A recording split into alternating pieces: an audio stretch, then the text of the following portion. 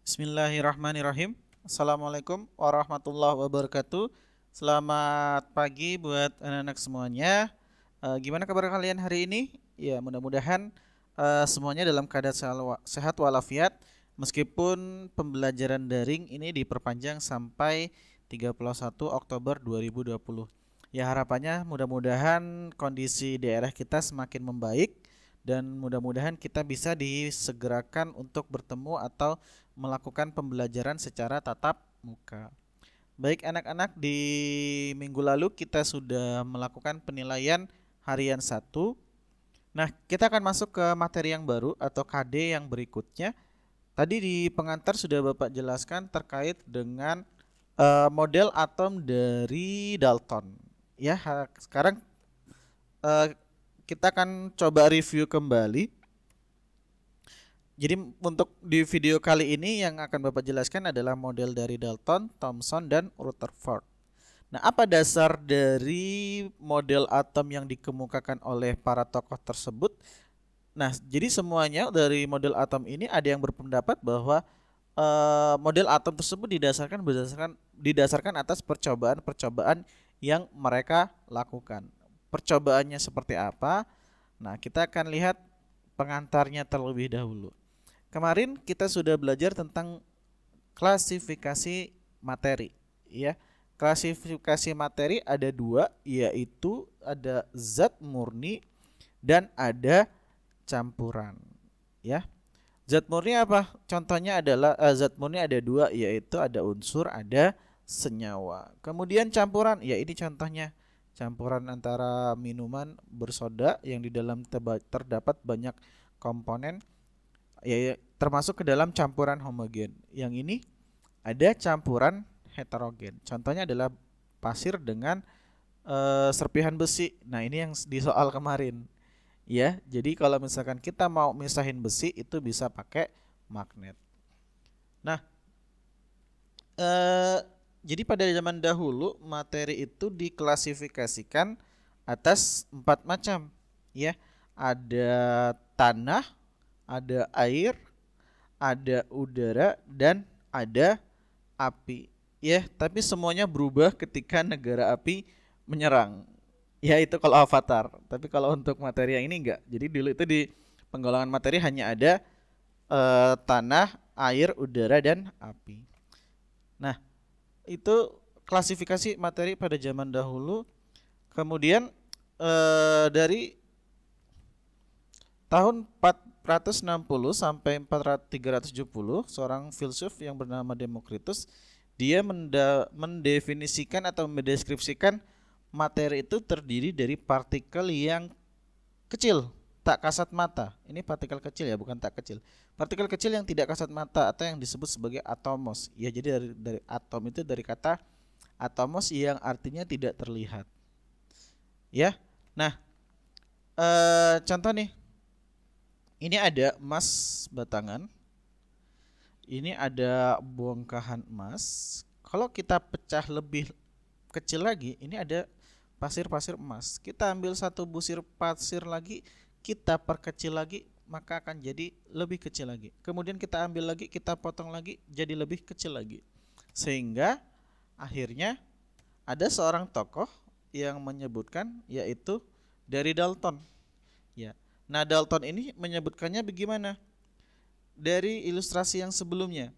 Kalau seandainya nih ada apa namanya?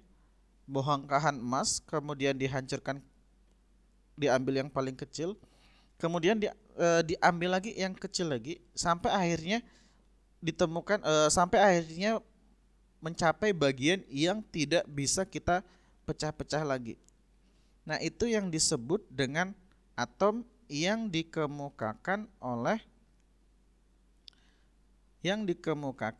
si Dalton, ya.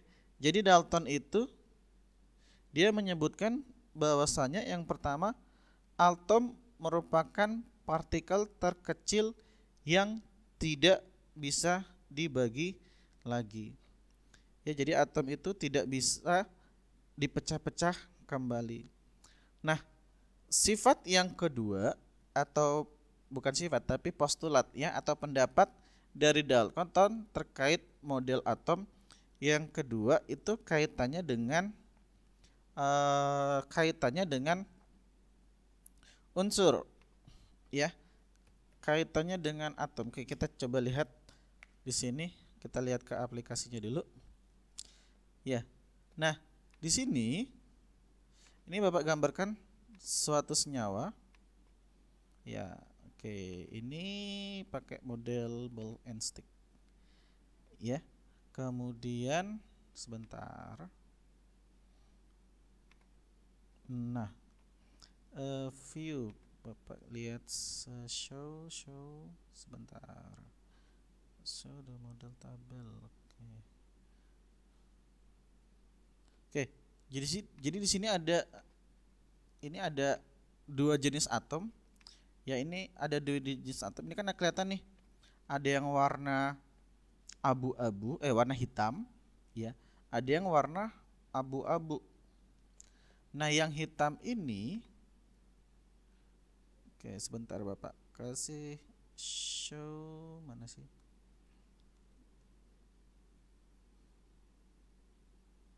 Oke, jadi di sini ada yang hitam ini. Nah, ini ada tulisannya nih. Yang hitam ini adalah atom C, ya. Di sini ada tulisan C-nya. Yang ini juga atom C. Oke. Yang ini atom H. Ini juga atom H. Ya. Nah, kita bandingkan antara atom C yang satu ini juga dengan C yang lainnya. Kira-kira gimana nih atom C-nya ini? Kalau kita lihat bentuknya sama, ya. Bentuknya bulat juga. Ini yang C di sini dengan C yang di sini, ya. Kita lihat ukurannya. Ternyata ukurannya itu sama.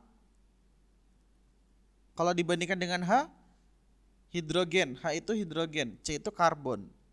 H ini ukurannya lebih kecil daripada C. Sedangkan H yang satu dengan H yang lain, ya, sesama atom H itu ukurannya sama. Ya, jadi dari sini kita bisa buat interpretasi bahwasanya atom itu dari unsur yang sama sifatnya identik, baik massa, ukuran, atau sifatnya. Jadi kalau misalkan sama-sama karbon, ya, sama-sama karbon atau sama-sama hidrogen, antar karbon yang satu dengan karbon yang lain itu sama sifatnya. Antar hidrogen yang satu dengan hidrogen yang lain juga sama sifatnya. Tapi antara karbon dengan hidrogen itu memiliki sifat yang berbeda, baik ukuran ataupun masanya. Yang ketiga kaitannya dengan, nah, ini kan tadi contoh senyawa nih, kaitannya dengan senyawa, ya. Sebentar Bapak buat contohnya dulu, ya. Sebentar, kursornya belum kelihatan. Oke. Nah, kalau kaitannya dengan senyawa, di sini ada gambar, misalkan ada senyawa H2O, ya. Senyawa H2O ada atom O, ada atom H. O-nya ada 1, H-nya ada 2. Berarti O-nya ada 1, H-nya ada 2. Ya, kenapa gambarnya seperti itu nanti kita bahas di bab berikutnya. Kemudian senyawa contoh lain, misalkan ada NH3. NH3 gimana? N-nya ada 1, H-nya ada 3. Oke. Nah, ini harusnya sama, ya, gambarnya agak berbeda. Nah, sekarang nih, ini kan senyawa semua. Kalau dicek senyawa itu ternyata terdiri dari dua atom yang berbeda, ya. Jadi senyawa itu adalah terdiri atas atom-atom dari dua jenis unsur atau lebih. Ya, contohnya H2O atau air itu tersusun atas H dengan O, kemudian amoniak atau NH3 terdiri dari N dengan H, ya. Nah, itu untuk yang kaitannya dengan senyawa. Sekarang kaitannya dengan reaksi kimia, ya. Bapak ambil contoh, misalkan reaksi sederhana ada H2 plus Cl2 membentuk HCl. Oke, kalian jangan bingung dengan ininya dulu. Bapak hanya ingin mengilustrasikan, ya. Di sini Ya, H-nya ada, HCl-nya ada 2. Ini H2 berarti H berikatan dengan H. Misalkan H hidrogen Bapak anggap sebagai bulatan penuh, ya, bulatan yang berwarna. Oke, harusnya bulat ya. Ini agak susah. Terus ini juga bulat. H2-nya ada berapa? Ada 2. Jadi di sini juga ada 2. Oke. Nah. Kemudian ini hidrogennya. Hidrogennya ada 1, H2-nya ada 1. Ini Bapak hapus. Oke, sorry ya, ini salah. Kemudian nggak bisa dihapus. Kemudian Cl2. Cl2 ini misalkan Bapak gambarkan dengan bulatan yang nggak berwarna. Ini Cl2. Oke. HCl berarti ada H dengan Cl. Maka ada bulatan yang penuh 1 sama bulatan yang kosong. Ini juga ada bulatan yang penuh sama bulatan yang kosong. Ya. Nah, ini. Oke. Nah, sekarang nih, gimana sih kaitannya dengan reaksi kimia? Ya, ini namanya reaksi kimia. Ini salah ya, harusnya nggak ada. Kaitannya dengan reaksi kimia. Nah, ini kan ada H2 nih, H2 berarti H berikatan dengan H. Ini ada ikatannya. Cl2 berarti Cl dengan Cl. Ini juga ada ikatannya. Kemudian HCl itu berarti H dengan Cl. HCl-nya ada berapa? HCl-nya ada 2. Nah, gimana caranya biar bisa ini direaksikan dengan Cl2 membentuk HCl? Ya, kalau dianya punya ikatan, berarti ini kan harus diputus ikatannya nih. Ini ikatannya harus diputus. Oke. Apakah cuma diputus? Ya, kalau diputus berarti ya tinggal H dengan H aja, pisah. Ya. Tapi mau jadi HCl gimana? Berarti digabungkan kembali. Ya, berarti nanti H ini udah putus digabungkan dengan Cl-nya, maka membentuk HCl. Nah, dengan demikian, definisi reaksi kimia itu adalah reaksi hanya melibatkan pemisahan atau pemutusan dan penggabungan, ya, atau penyusunan ulang atom. Jadi tidak hanya pemisahan saja, tapi juga penggabungan. Ya, kalau dipisah aja berarti ya nggak akan membentuk hasilnya. Dia cuman H terpisah dengan H, tapi harus digabungkan kembali. Ya. Nah, itu. Sekarang ini kan reaksi kimia nih. Ini yang sebelum ini sebelah kiri, ini sebelum bereaksi. Ini adalah sebelum bereaksi. Yang ini sesudah reaksi. Oke. Nah, sekarang kita perhatikan. Sebelum bereaksi ada atom hidrogen. Berapa jumlahnya? Ada 1, ada 2. Setelah bereaksi ada Cl. Berapa jumlahnya? Ada 1, ada 2. Sebelum bereaksi ini ya, sorry. Setelah bereaksi sebelah kanan tanda panah. Ada H dengan Cl. H-nya ada 1, 2. Cl-nya ada 1, ada 2. Nah, kita lihat apakah ada atom yang baru. Ternyata sebelum bereaksi jumlah hidrogennya sama dengan setelah bereaksi. Cl-nya pun juga sama, sebelum bereaksi sama dengan setelah bereaksi. Artinya apa? Artinya di sini tidak ada penambahan atom baru, baik setelah bereaksi ataupun sebelum bereaksi.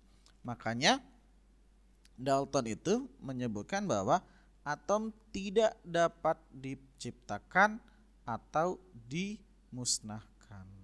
Ya, jadi maksud dari tidak dapat diciptakan atau dimusnahkan adalah tidak terciptanya atom yang baru ketika dia terjadi reaksi kimia. Oke. Nah, Pak, apakah model atom ini punya Dalton itu benar semuanya? Nah, pada saat itu betul, karena belum ada yang mengembangkan. Tapi sejalan dengan perkembangan yang ada di dunia, nah akhirnya Dalton itu pendapatnya bisa dipatahkan. Nah, sekarang contohnya nih, pernah nggak kalian pakai aki? Oke, aki yang ada dipakai di kendaraan bermotor. Aki itu kan terjadi reaksi dari energi listrik menjadi energi kimia. Ini kalau seandainya akinya masih dicas, ya. Tapi kalau seandainya akinya dipakai, itu terjadi reaksi antara kimia menjadi listrik. Kebalik ya, ini kimia menjadi listrik. Ini atau ketika akinya dipakai atau digunakan, ya.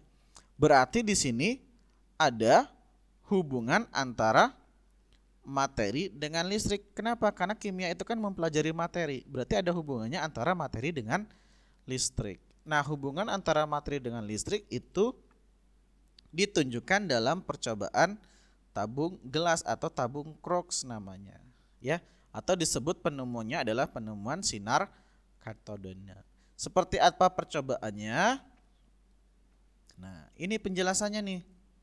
Jadi kalau seandainya nih dalam tabung yang bertekanan biasa dipasang 2 buah elektroda, elektroda itu nanti ada kutub positif dan ada kutub negatif. Kutub positif lempeng yang bermuatan negatif disebut katoda. Kemudian lempeng yang bermuatan positif disebut sebagai anoda. Ternyata tidak. Nah, ketika dipasang ini, ya, ternyata tidak ada gejalanya aliran listrik dalam tabung. Jadi kalau tabungnya di tekanan biasa, kalau bertekanan biasa itu berarti banyak gasnya. Atau tekanannya seperti tekanan di udara, campuran gas. Tapi kalau seandainya nih gas di dalam tabung dikurangi, oke, ini hanya diisi satu macam gas. Diisi satu macam gas, misalkan gas hidrogen saja, ternyata terjadi sesuatu seperti video berikut. Oke, kita lihat videonya seperti apa. Nah, sabar ya, kita tonton dulu. Nah, ini videonya nih. Ini percobaan sinar katoda. Oke. Nah, di sini a cathode ray tube is the forerunner of the television tube. It is a glass